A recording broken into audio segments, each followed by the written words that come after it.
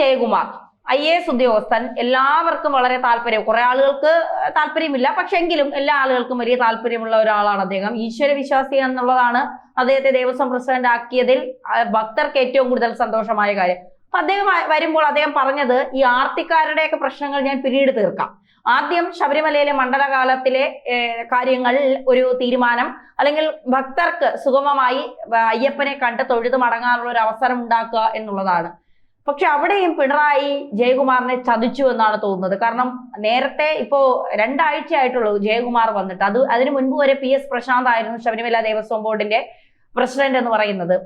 ഈ പ്രശാന്ത് ഒന്നും ചെയ്യാതെ ശബരിമലയെ കുളമാക്കിയിട്ട് ഇതിൽ നിന്ന് മുങ്ങാൻ, രക്ഷപ്പെടാൻ കാത്തിരുന്നപ്പോഴാണ് പിണറായി ജയകുമാറിന്റെ തലയിലേക്ക് ഇതിനെ കെട്ടിവെക്കുന്നത്. ഇപ്പോ ജയകുമാർ രാജിവെക്കുന്ന അവസ്ഥയിലേക്ക് വരെ കാര്യങ്ങൾക്ക്, കാരണം അദ്ദേഹത്തെ കൊണ്ട് ഇത് പറ്റുന്നില്ല എന്നുള്ള തലത്തിലേക്കാണ്. അദ്ദേഹം കേന്ദ്രത്തിലേക്ക് പോകാൻ ഒരുങ്ങുന്നു, അവിടെ നിന്ന് സഹായം ചോദിക്കാൻ ഒരുങ്ങുന്നു എന്നൊക്കെയുള്ള വാർത്തകൾ പുറത്തു വരുന്നുണ്ട്.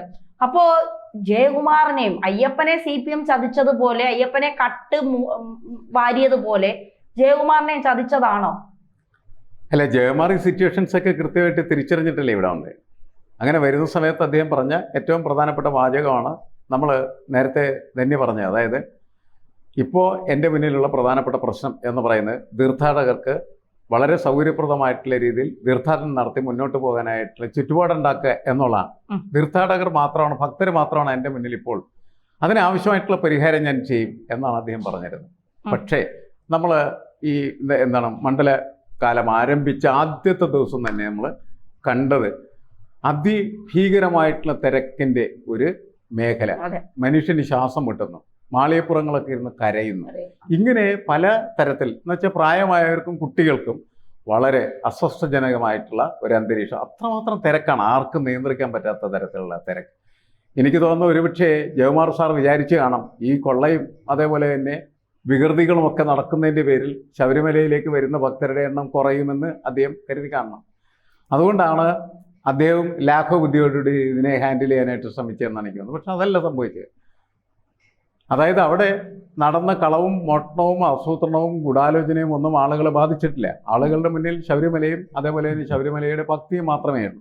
ആ ശബരിമലയിൽ എത്തുന്ന ഭക്തന്മാർക്ക് യഥാർത്ഥത്തിൽ അവരുടെ മനസ്സിനകത്ത് കാത്തു സൂക്ഷിക്കാവുന്ന ഭക്തി, അതിനനുസരിച്ച് അവർക്ക് അവിടെ തീർത്ഥാടനം നടത്തി പോകാനായിട്ട് സൗകര്യം ഉണ്ടാവണം.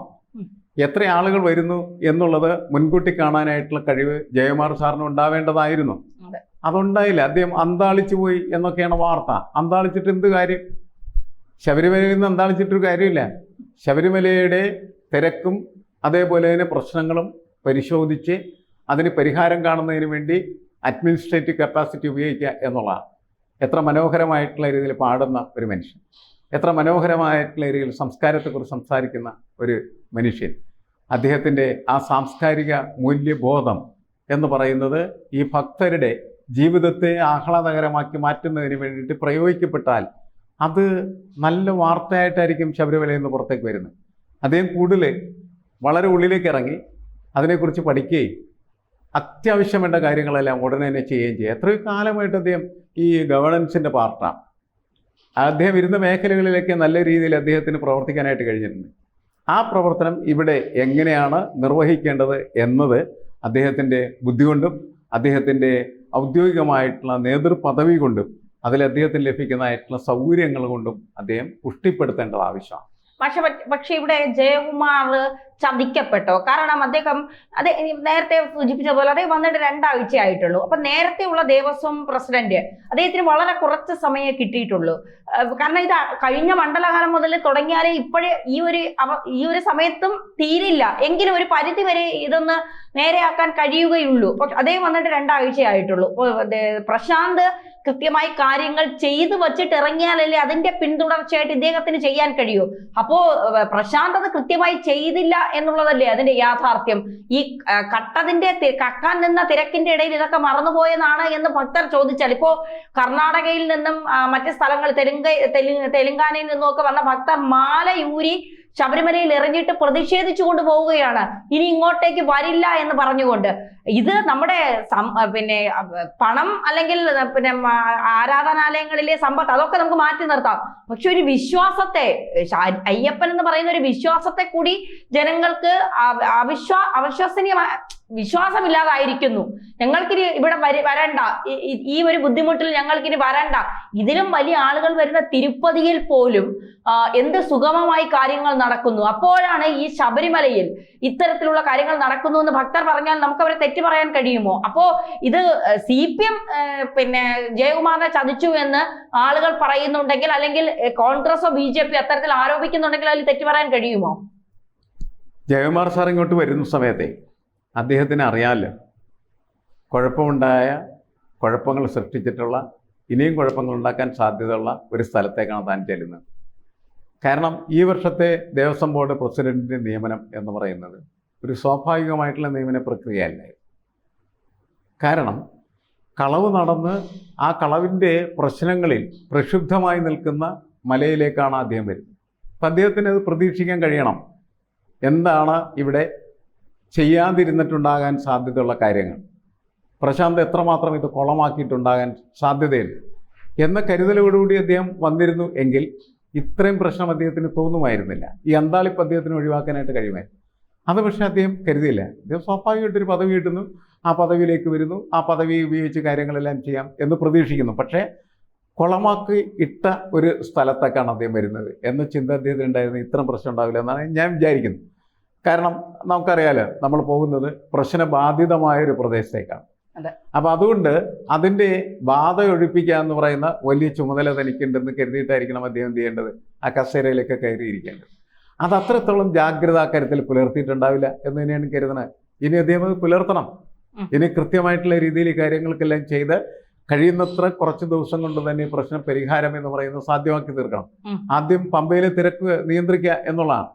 അതുപോലെ തന്നെ വേണമെങ്കിൽ ഭക്തരോട് തന്നെ ഈ കാര്യങ്ങളെല്ലാം അവരോട് കമ്മ്യൂണിക്കേറ്റ് ചെയ്തിട്ട് അവരെ വെർച്വൽ ക്യൂയും മറ്റും സംവിധാനങ്ങളൊക്കെ കൊണ്ടുവരുന്നുണ്ടല്ലോ, ഇതെല്ലാം പരിശോധിക്കാവുന്നതാണ്. ആ പരിശോധനയിൽ ആവശ്യമായിട്ടുള്ള ബോധവൽക്കരണമൊക്കെ നടത്തി ഒരു ചെറിയ നിയന്ത്രണത്തിൻ്റെ സ്കോപ്പ് അതിനകത്ത് കൊണ്ടുവരേണ്ടതൊരാവശ്യമാണ്. അങ്ങനെ കൊണ്ടുവന്നാൽ ഒരു പരിധിവരെ പിന്നീടുള്ള കാര്യങ്ങളൊക്കെ നിയന്ത്രണ വിധേയമായിട്ട് മുന്നോട്ട് കൊണ്ടുപോകാനായിട്ട് കഴിയും. അദ്ദേഹം കരുതിയിട്ടുണ്ടാവുമെന്ന് വെച്ചാൽ അരവണയുടെ പ്രശ്നം, അപ്പത്തിൻ്റെ പ്രശ്നം, അങ്ങനെയൊക്കെയുള്ള കാര്യങ്ങളൊക്കെ അദ്ദേഹത്തിന് കണ്ടുപോയിട്ടുണ്ടാകും. കാരണം അവിടെയൊക്കെ ഭയങ്കരമായ കൊള്ളയാണ് നടക്കുന്നത് എന്നുള്ള കാര്യം എല്ലാവർക്കും അറിയാവുന്ന കാര്യം. അപ്പോൾ അതിലൊക്കെ പ്രശ്നങ്ങളില്ലായിരിക്കാൻ വേണ്ടി അവിടെയും ശ്രദ്ധിക്കാൻ സാധ്യതയുണ്ട്. എന്തായാലും അദ്ദേഹം ഈ കാര്യം കൃത്യമായിട്ട് ചെയ്യാൻ പറ്റുന്ന രീതിയിലേക്ക് പ്രവർത്തിച്ചില്ല എങ്കിൽ അദ്ദേഹം വന്നതിനേക്കാൾ വേഗത്തിൽ നിന്ന് ഇവിടുന്ന് ഇറങ്ങിപ്പോകേണ്ടി വരും. അതാണ് പ്രശ്നം. ശരിയാണ്. അദ്ദേഹം കൃത്യമായി അദ്ദേഹം പ്രവർത്തിച്ചില്ല എങ്കിൽ ഒരു പക്ഷേ പറഞ്ഞതുപോലെ വന്നതിൽ വേഗത്തിൽ അദ്ദേഹം പോകാം. പക്ഷേ ഒരിക്കലും നികത്താൻ പറ്റാത്ത ഒരു എന്താ പറയുക, കഠിനവന്റെ അയ്യപ്പ എന്ന് ആളുകൾ വിളിക്കുന്ന തരത്തിലേക്ക് ഇപ്പോൾ ശബരിമലയിൽ നമ്മളൊക്കെ ശബരിമല 41 ദിവസം വ്രതം എടുത്ത് നമ്മുടെയൊക്കെ വീട്ടിൽ നിന്ന് സഹോദരങ്ങളും അച്ഛനും ഒക്കെ പോയിക്കൊണ്ടിരുന്ന സമയത്ത് അങ്ങനെയാണ് 41 ദിവസം വ്രതം എടുക്കും. ഇപ്പോ അങ്ങനെയാണ്. ഇപ്പൊ എന്റെ വീട്ടിലെ കാര്യം മാഷ, എന്റെ സഹോദരൻ ഇന്നലെ മെനിങ്ങാന്ന് ലീവിന് വന്നു. ഇന്ന് ഒരു ദിവസത്തെ വ്രതം എടുത്ത് ശബരിമലയിലേക്ക് പോവുകയാണ്. കാരണം ഈ ശബരിമലയിൽ പോകാൻ വേണ്ടി മാത്രം 5 ദിവസത്തെ ലീവിന് വന്ന ആളാണ്. മിലിറ്ററിയിൽ നിന്ന് ലീവ് എടുത്ത് വന്ന ആളാണ്. ഇന്നലെ മാലയിട്ടു, ഇന്ന് രാവിലെ കെട്ടി ഇപ്പൊ പുറപ്പെട്ടു. ഇപ്പൊ ഇന്നലെ എന്നെ വിളിച്ചിട്ട് പറയുകയാണ്, ആരെങ്കിലും പരിചയമുണ്ടോ അതിനൊക്കെ അവിടെ? കാരണം ഈ ഭയങ്കര തിരക്കെന്നാണ് പറയുന്നത്, ചെന്ന് തൊഴാൻ പറ്റുമോന്ന് പോലും എനിക്കറിയില്ല. എല്ലാ വർഷവും പോകുന്ന ഒരാളാണ്. ഇത്രയും ഉണ്ടെന്ന് പറഞ്ഞാൽ എനിക്ക് ഇത്തവണ പോണ്ടായിരുന്നു, ഈ സീസൺ കഴിഞ്ഞിട്ട് പോയാൽ മതി. കാരണം അങ്ങനെ ഒരു മനസ്സിലേക്ക് ആളുകൾ മാറി. ഞാൻ വിചാരിക്കുന്ന എന്റെ കുടുംബത്തിലെ ഏറ്റവും വലിയ ഭക്തരാണ് എന്റെ സഹോദരനാണ്. കാരണം ശബരിമലയിൽ എല്ലാ അമ്പലങ്ങളിലും അങ്ങനെ പോകുന്ന ഒരാളാണ്. അപ്പോൾ മാല ഇട്ട് പോയി, അല്ലെങ്കിൽ ഇത്തവണ പോണ്ടായിരുന്നു എന്ന് പറയുന്ന ഒരു അവസ്ഥയിലേക്ക്, ഇതിപ്പോ എന്റെ കുടുംബത്തിലെ കാര്യമായിട്ട് എനിക്ക് കൃത്യമായി പറയാൻ കഴിയും. ഇതുപോലെ എത്ര കുടുംബങ്ങളിലെ ആളുകൾ ചിന്തിക്കുന്നുണ്ട്. ഇപ്പൊ കൊച്ചു കുട്ടികളെ കൊണ്ട് ഈ മണ്ഡലകാലത്തായിരിക്കും ആദ്യമായി ഒരു കുട്ടി ആദ്യത്തെ മലയായിരിക്കും. ഒരുപാട് പ്രതീക്ഷകളോടെ അയ്യപ്പനെ കാണാം, ശബരിമല കാണാം എന്നൊക്കെ പറഞ്ഞ് പോകുന്ന നിരവധി മാളികപ്പുറത്ത് അമ്മമാരുണ്ടാകാം, വയസ്സായ അമ്മമാരുണ്ടാകാം, ഇതുവരെ പോകാൻ കഴിയാതെ 56-60 വയസ്സായപ്പോൾ ആദ്യമായി പോകുന്ന അമ്മമാരുണ്ടാകാം. ഇവർക്കൊക്കെ ഈ ഭക്തിമയത്തിൽ പോകുന്നവരാണ്. അല്ല അയ്യപ്പന്റെ ദ്വാരപാല വിഗ്രഹം കട്ടത് കാണാനോ അല്ലെങ്കിൽ അവിടെ ഇരിക്കുന്നത് അയ്യപ്പനാണ്, ഇതൊന്നും അല്ല അവരുടെ ചിന്ത. അവിടെ ചെന്ന് സ്വാമിയെ ശരണം അയ്യപ്പ എന്ന് ആ നടയിൽ നിന്ന് വിളിക്കണം ഇപ്പൊ എനിക്ക് ആഗ്രഹമുണ്ട് മാഷെ, എനിക്കൊന്ന് ആ ശബരിമല പോകണമെന്ന്. പക്ഷെ നമ്മളൊക്കെ അത് പോകാൻ പറ്റാത്തതിന്റെ ഒരു ബുദ്ധിമുട്ടും ദുഃഖവും നമുക്കുണ്ട്.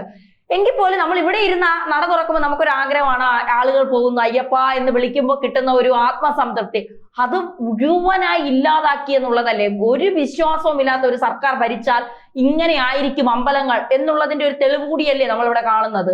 ഇത് വിശ്വാസത്തിന്റെ മാത്രം പ്രശ്നമല്ല, വിശ്വാസത്തെ എതിർക്കുന്നത് കൊണ്ടും സംഭവിക്കുന്ന പ്രശ്നമല്ല.